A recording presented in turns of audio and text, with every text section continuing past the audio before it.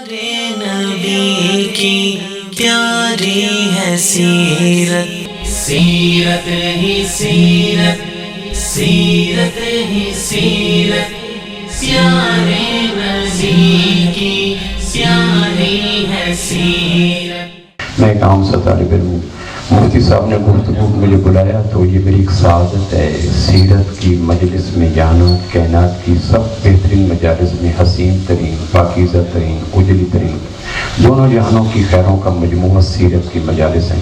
ابھی میں یہ پڑھ رہا تھا کہ انسان کا اپنے آپ کو جاننا اتنا ضروری نہیں ہے جتنا آمنہ کے لال صلی اللہ علیہ وسلم کو جاننا ضروری ہے۔ کہ اگر آدمی اللہ کے محبوب کو نہیں جانتا تو وہ اپنے آپ کو بھی نہیں جان سکتا، مس یوز کرے گا۔ باپ ہے، بیٹا ہے، شوہر ہے، بیوی ہے، بھائی ہے، تاجر ہے، زارع ہے، مزارع ہے، آجر ہے، اجیر ہے، بوڑھا ہے، جوان ہے، اگر وہ اللہ کے محبوب کو کما حق کو جاننے کی تبودع نہیں کرتا تو اولئک کالانعام بل ھم اضل، وہ جانور ہے بلکہ جانور سے بھی اس کو تشبیہ دینا جانوروں کی توہین ہے۔ اللہ کریم نے سال کے 12 مہینے بنائے ہیں اور ہر مہینہ اپنے دامن میں کچھ نہ کچھ نسبتیں رکھتا ہے، واقعات رکھتا ہے۔ ہر مہینہ منہا اربعۃ حرم، قرآن مجید میں سورہ توبہ میں آتا ہے۔ 12 مہینے، 4 مہینوں کو تو اللہ نے ڈکلیئر کر دیا، رجب، ذوالقعدہ، ذوالحج، محرم۔ ان کے تو اللہ نے جس نے مہینے بنائے، جو ظاہر باطن جانتا ہے، وہ کہتے ہیں یہ 4 مہینے تو بڑی عزت والے۔ رمضان کے دامن میں 5 ایسی نسبتیں ہیں جو باقی 11 مہینوں کے مقدر میں نہیں ہیں۔ فرض روزہ رمضان کی نسبت ہے، رات کی تراویح رمضان کی نسبت ہے، مسنون اعتکاف رمضان کی نسبت ہے، لیلۃ القدر کا وجود رمضان کی نسبت ہے، اور رمضان قرآن مجید کے نزول کی سعادت کا مہینہ بھی رمضان کو جاتا ہے۔ اس طرح 12 مہینوں میں ایک مہینہ ربیع الاول ہے۔ ماہ ربیع کے دامن میں معزز سامعین 4 نسبتیں ایسی ہیں جس سے 11 مہینوں کا وجود جتنا رش کرے اتنا کم ہے۔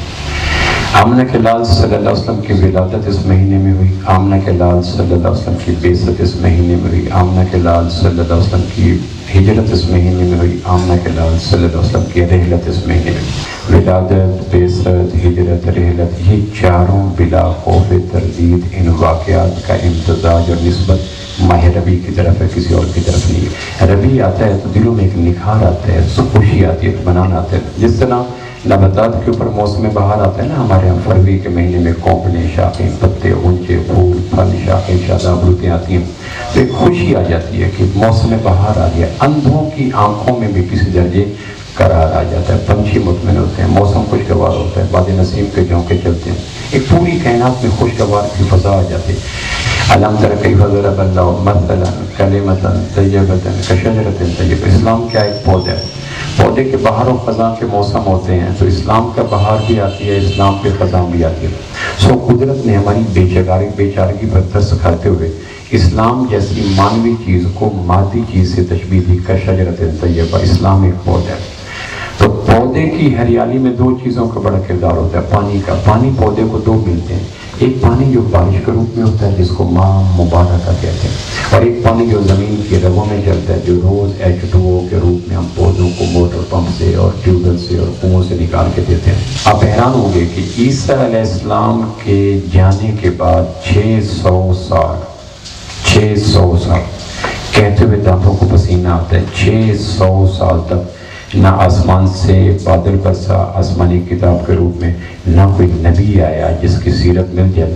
تو جس ایمان کے پودے کو 600 سال تک نہ بادل ملے کتابوں کے روپ میں، نہ اسوہ ملے نبیوں کے اجلے کردار کے روپ میں، تو اس دور کے رہنے والے پاسیوں کی کم نصیبی کا، خزانت کا، پت جھڑ کا کیا عالم ہوگا۔ دنیا کی وسیع سے وسیع زبان کے دامن میں بھی اس 600 سال کے زمانے میں رہنے والے لوگوں کے خزانت کو ظاہر کرنے کے لیے کوئی لفظ موجود نہیں ہے۔ یہ زمانہ جو عیسیٰ اور آمنہ کے لال کے درمیان ہے، 600 سال مور اور لیس، اس زمانے میں تم گمراہ تھے اور گمراہ بھی شدید درجے کے تھے۔ آپ نے دیکھا ہوگا کہ جب جنگل کے حوض پانی سے خالی ہو جاتے ہیں تو قدرت بادلوں کو بھیجتی ہے اور جنگل کے حوض بھر دیتے ہیں، شیر کی تزرافہ پانی پی لیتے ہیں۔ جب شاخیں بے برگ و بار ہو جاتی ہیں، کاؤں پھل، پتے، غنچے، پھول، پھل کچھ نہیں ہوتا، قدرت بہار کے قافلوں کو بھیجتی ہے، وہ سرگوشیاں کرتی ہے اور پتے دیکھتے دیکھتے شاداب رتوں سے آباد ہو جاتے ہیں۔ تو جو قدرت ہر سال 2 موسموں میں پودوں کو سبز پوشاک پہنا کر بہار کا موسم دیتی ہے، جو قدرت جنگل کے درندوں کو تازہ پانی ماں مبارکہ کے روپ میں بھر دیا کرتی ہے، تو 600 سال میں خزانے پورے پنجے کاٹ لیے، دل مکمل خالی ہو گیا، حوض سائیں سائیں کرنے لگا، اور کسی شاخ کے اوپر، اسلام کے پودے کی 5 شاخیں، کسی شاخ کے اوپر پتا اونچا نمی تریا کچھ بھی نہیں تھا۔ تو پھر قدرت کو ترس ہے، اور اس ماہ مبارک میں دلوں کے حوض کو بھرنے کے لیے، اسلام کے پودے کو باہر آشنا کرنے کے لیے 571 عیسوی کو یکم جیٹھ کو، 22 اپریل کو، 628 بکرمی کو، سوموار کی صبح کو مکہ مکرمہ میں مروہ پہاڑ سے اوپر صبح 4:20 پر بیت البیضا گھر کے اندر ام ایمن اور شفا بنت عبداللہ کی موجودگی میں آمنہ کے لال کا میلاد فرما کر، ولادت باسعادت فرما کر، دلوں کے حوض کو بھرنے کے لیے اور دلوں کے ایمان کی شاخوں کو باہر آشنا کرنے کے لیے ایک ایسے پہاڑ کا انتظام کیا جس کے پس منظر میں خزانی تھی، اور ایسے بادل کا انتظام کیا جس کے تعاقب میں قحط سالی نہیں تھی۔ آپ کا ولادت باسعادت ہوئی تو انسانوں کو مبارکباد ملی کہ مبارک کو وہ ذات تشریف لائی جس کے بعد اب دلوں کی نگری میں اترے ہوئے خزان رسیدہ چمنستان کو باہر آشنا کرنے والی ذات تشریف لے آئی صلی اللہ تعالی علیہ وسلم۔ 600 سال کے بعد جو ابر کرم کا چھینٹا پڑا اور چند بوندیں گری جو دل کے لب تک صحرا میں یا سینے میں یا حوض میں گری، یہ 21 رمضان تھی اور رات کا پہلا وقت تھا اور لیلۃ القدر کی ساتیں تھیں، اور وہ قرآن مجید جس کو دیکھ کر ملائکہ کہا کرتے تھے طوبیٰ لامہ، خوش قسمت وہ امت جن کے دل کو حوض کو بھرنے کے لیے چشمہ شیریں برسے گا، ابر کرم برسے گا۔ تو سورہ علق کی روشنی میں جبریل کی موجودگی میں آمنہ کے لال کے اوپر پاکیزہ سے پہاڑ کی غار کے دامن میں سورہ علق کی پہلی 5 آیات اتری تو گویا صحابہ کرم کا بھی آغاز ہو گیا، ابر کرم کا بھی آغاز ہو گیا، اور آپ علیہ السلام کے اسوہ کے روپ میں باد بہاری کے قافلے بھی چلے، اور قرآن کی آیات کے روپ میں آسمان سے بادل برسنے کا انتظام بھی ہو گیا۔ اتر کر ہیرا سے سوئے قوم آیا اور ایک نسخہ کیمیا ساتھ لایا، وہ بجلی کا کڑکا تھا یا صوت ہادی عرب کی زمین جس نے ساری ہلا دی۔ خربوں درود و سلام آمنہ کے لال صلی اللہ علیہ وسلم کے ذات اقدس پر، جنہوں نے اس کائنات کے سب سے اہم، پاکیزہ، عمدہ، دیر رس، حسین ترین، منزہ، مقدس سوال کا جواب دیا، جس سوال کے جواب میں قومیں شکست کھا گئی، اجتماعی دانش شکست کھا گئی، تہذیبیں شکست کھا گئی، سفر مستی سے مٹ گئی، بھولی بسری داستان بن گئی، تو اتر کر ہیرا سے سوئے قوم آیا اور ایک نسخہ کیمیا ساتھ لایا، وہ بجلی کا کڑک۔ وہ کیا جواب کیا تھا؟ آدھی آیت، آدھی سفر پر مشتمل انسانوں کے قیمتی ترین سوال کا جواب دیا۔ جواب ہم دنیا میں کیوں آئے؟ تو آمنہ کے لال نے شاہ فرمایا وما خلقت الجن والانس الا لیعبدون۔ وہی اسلوب، وہی پیٹرن، گفتگو کا وہی انداز، وما خلقت الجن والانس الا لیعبدون۔ کام سارے کرو لیکن مقصد حیات یہ ہے کہ تم ابدیت کا تاج پہن کر اللہ کے حضور حاضر ہونے کے لیے کائنات میں بھیجے گئے ہو۔ تم تاجر ہو، زاری ہو، گوجر ہو، راجپوت ہو، ڈاکٹر ہو، پروفیسر ہو، عرب ہو، عجم ہو، کالے ہو، گورے ہو، عورت ہو، مرد ہو، غریب ہو، امیر ہو، انگوٹھا چاپ ہو، پوسٹ ڈاکٹر، لیو اٹ، چھوڑ دو، لیکن ایک بات اپنے لاشعور میں، خون کے ایک ایک قطرے میں، ڈی این اے کے اندر اور ایک دماغوں کے ہر خزاوے پہ لکھ لو کہ دنیا میں پیدا ہونے کا مقصد ہے ابدیت کا تاج پہننا۔ آج کی سیرت کی گفتگو کے حوالے سے میں اسی بات کو عرض کر دیتا ہوں۔ سب سے پہلی چیز جس کے بغیر ابدیت کے کانٹینٹس اور اجزائے ترکیبی مکمل نہیں ہو سکتے وہ ہے یقین کا درست ہونا، جس کو اہل علم عقیدے کی درستگی کہتے ہیں۔ جب غلطی سے یقین یہ آ جاتا ہے تو انسانی زندگی صحراؤں کی دھول ہو جاتی ہے، پہاڑوں کی طرح سینہ رکھنے والا ریت کے ٹیلوں کی طرح گر کے ختم ہو جاتے ہیں۔ پہلی بات یہ ہے کہ اللہ کام بناتا ہے اور اللہ کے بغیر کائنات میں کوئی کام نہیں بنا سکتا۔ لوگوں آسمان پہ جو منظور ہوتا ہے زمین پہ وہ ظہور ہوتا ہے اور وہ ضرور ہوتا ہے۔ آسمانی فیصلے لیکن چونکہ چنانچہ کرتے مگر جسے بدل نہیں سکتے۔ کعبہ کے رب کی قسم کائنات میں کوئی مخلوق اللہ کی مجبوری نہیں ہے، اللہ کے لیے ضروری نہیں ہے۔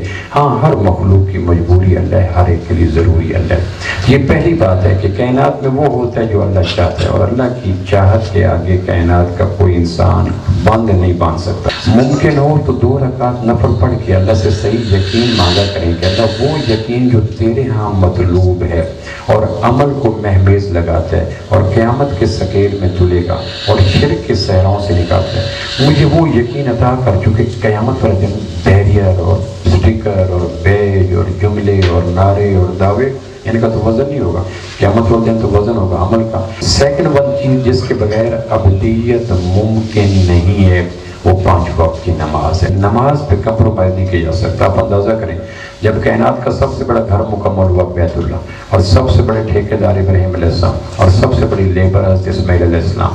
اسماعیل علیہ السلام نے لیبر کا روپ لیا، ابراہیم علیہ السلام نے ٹھیکیدار کا روپ لیا، خالق کائنات کے گھر کا ٹھیکہ لیا، اور جب گھر مکمل ہو گیا تو جبریل نے آ کے وسپرنگ کی، کان میں کہا جو مانگو گے ملے گا۔ اب نبی ہے اور نبی کی ساری دانش کام کر رہی ہوتی ہے، اور نبی بھی وہ جس کی 4000 انبیاء جس کے پشت سے جنم لیے، وہ نبی۔ ابراہیم علیہ السلام نے اس لمحے میں کیا مانگا؟ جو مانگا اس میں ایک بات ہے، رب اجعلنی مقیم الصلاۃ ومن ذریتی ربنا وتقبل دعاء، اللہ مجھے اور میری ذریت کو نماز پہ قائم کرنے والا بنا دے۔ نماز کے عمدہ اور کامیاب ہونے کا جو لٹمس پیپر پیمانہ اللہ نے دیا، ان الصلاۃ تنہی عن الفحشاء والمنکر، بے شک نماز جیسے پڑھ رہے ہو اگر وہ برائی سے روک لیا تو مبارک کو نماز ہٹ ہوگی۔ تیسری چیز جس کے بغیر ابدیت مکمل نہیں ہوتی وہ ہے آمد اور خرچ پہ نظر رکھنا، جس کو قصد حلال کہتے ہیں۔ ہمارے یہاں کم نصیبی ذکر اذکار کا ذوق اس قدر ہوتا ہے کہ آمد و خرچ پہ اس درجے کی محتسب نگاہ نہیں ہوتی۔ آسمان کا فیصلہ ہے کہ اگر رزق حرام ہوگا تو بیت اللہ کیا، حتیم کیا، بیت اللہ کے اندر کیا، زمزم سے وضو کیا، غلاف کعبہ کی چادر کیا، یہ بھی پہن لو۔ اگر باطن میں رزق حرام ہے تو ظاہر کی یہ مقدس اور تقدس معاف نسبتیں باطن کے اندر خون میں رواں رزق حرام کی کمی کو پورا نہیں کر سکتے۔ اکثر 99% لوگ کمائی میں غلط راستے، قلت علم کی بنا پہ نہیں ہوتے، کمزوری ایمان کی بنا پہ ہوتے ہیں۔ دنیا کا مشکل ترین کام ہے سوال کرنا، مل جائے تو آنکھیں جھک جاتی ہیں، نہ ملے تو کان تک جاتے ہیں۔ جو آدمی اتنے دشوار گزار منزلوں سے گزر کر سوال کی دہلیز پہ قدم رکھ دیتا ہے، کوشش کیا کریں کہ ان کی کانوں کی لویں تپ نہ جائیں، ان کو بار بار، تو ان کو مشکل ترین کام ہے کہ آمنہ کے لال جب مدینہ سے فتح مکہ کے لیے 8 ہجری کو چلے تو مدینہ سے 30 میل دور ایک جگہ آتی ہے، اور ایک جگہ آتی ہے، اور وہاں شام ہوگی تو خیمے ہوئے، ٹینٹیں ہوئی، آپ نے کبھی خیمہ لگایا گیا تو جہاں آپ کا خیمہ لگا، عرب اپنے خیموں کو ہوادار بنانے کے لیے وینٹیلیشن پرپس کے لیے 2 پردے لگاتے ہیں، ادھر سے ادھر کے ہوائیں گزرے۔ آپ کے سامنے کا پردہ اٹھایا تو صحابہ خیمے لگا رہے ہیں، وضو کر رہے ہیں، خواتین کھانا پینا تیار کر رہی ہیں، لکڑی کاٹی جا رہی ہیں، اور آپ نے پچھلا خیمے کا پردہ اٹھایا تو آپ نے دیکھ کے حیران لگی کہ جنگلی کتیا ڈیلیور ہو چکی ہے۔ کتیا کافی بیبی دیتی ہے جب پیدا ہوتی ہے، کتیا کے بچے 10-12، اور پیدا ہوتی 1-2 دن کتیا کے وقفان حال بتاتے ہیں، کو بلائنڈ ہوتے ہیں، آنکھیں بند رکھتے ہیں۔ اب کتیا بچوں کو ڈیلیور کر چکی ہے، جنگل کی کتیا ذلیل ترین مخلوق، جنگل میں رہنے والی 10-12 بچے، اور اس کا دودھ پی رہے ہیں۔ آمنہ کے لال کی نگاہیں پڑی کہ کتیا لیٹی ہوئی ہے، پاؤں پھیلایا ہوا ہے، ممتا کا وجود عروج پہ ہے، اور بچے دیوانہ والا اس کی فیڈ لے ہیں۔ اپنے ایک صحابی کو بلایا، جمیل بن سراقہ کو، بچہ ادھر آؤ، میرے خیمے کے پاس کھڑے ہو جاؤ، اور کسی صحابی کو میرے خیمے کی پشت پہ خیمہ نہ لگانے دینا، ماں بیٹوں کو تکلیف ہوگی۔ اب ماں کون ہے، بیٹا کون ہے، ڈیوٹی کون لگا رہا ہے، ڈیوٹی کس کی لگا رہی ہے، سوچتے رہنا اس کے بارے تنہائی میں۔ رحمت سید الاولاق پہ کامل ایمان، امت سید الاولاق سے ڈر لگتا ہے۔ جو نبی ناحق جنگلی کتیا اور اس کے بچوں کو اذیت دینے کا روادار نہیں ہے، اس کی امت اذیت کے نشتر لے کر کہاں پھر رہی ہے، اذیتوں کے تمام نشتر آزما چکے ہیں۔ انسانوں کو اذیت دینے کا جرم ذکر اذکار کی پٹیوں سے کبھی بھی ہیل اپ نہیں ہو سکتا، یہ یاد رکھیے گا۔ بیوی کو اذیت، ماں کو اذیت، اس زخم پہ یہ عبادات مرہم پٹی نہیں رکھ سکتی۔ اسلام کا مزاج مضبوط بنیادوں پہ چلتا ہے، تصوراتی خیموں پہ کھڑا نہیں ہوتا۔ تو یہ یقین رکھیں کہ اپنی ذات سے کسی مخلوق کو ناحق اذیت دینے کے جرم سے روزانہ میں اور آپ صبح یہ دعا ضرور مانگے، اللہ میری ذات سے کسی کو اذیت نہ دلوانا۔ ہم اذیتوں کے عادی لوگ ہیں، ہول سیل کے تو جا کر ہیں۔ اور آخری اور لاسٹ ون چیز جس کے بغیر ابدیت ممکن نہیں ہوتی، وہ جو کہا تھا نا وَمَا خَلَقْتُ الْجِنَّ وَالْإِنسَ، کہ آمنہ کے لال کی رحمتوں کے بے پناہ کرنوں میں سے ایک رحمت یہ ہے کہ آمنہ کے لال کی برکت سے ہمیں مقصد حیات کا نکھرا ہوا مفہوم نظر آ گیا۔ ہم دنیا میں کیوں ہے؟ ابدیت کے لیے۔ ابدیت کیا ہے؟ یقین درست ہونا چاہیے، نماز کو شاندار ہونا چاہیے، حلال طریقے کا اہتمام کرنا چاہیے، اپنی ذات سے خلق خدا وہ کوئی بھی ہو مخلوق کو اذیت۔ میں نے کتیا کی مثال ایکسٹریم درجے کے لیے دی تاکہ کسی اور کے لیے جواز پیدا نہ۔ اور آخری چیز جس کے بغیر ابدیت کی قبا اور ابدیت کا تاج اور ابدیت کا روحانی ٹانک اور کشتہ تیار نہیں ہوتا، روح کی توانائی کے لیے سب سے عظیم کشتہ ابدیت ہے، جس طرح حکم آپ کشتے بتاتے ہیں۔ اور اگر اس کشتے کی اور معجون کی تراکیب کی جائیں تو اس میں سے یقین ڈالا جائے، 5 وقت کی شاندار نماز ڈالی جائے، آمد الخلق پہ گہری نظر رکھی جائے، خلق خدا کے حوالے سے حساس زندگی گزاری جائے، اور 5ویں یہ ہے کہ جس طرح میں اور آپ 2 چیزوں کا مجموعہ ہے، ایک جسم ہے، ایک روح ہے۔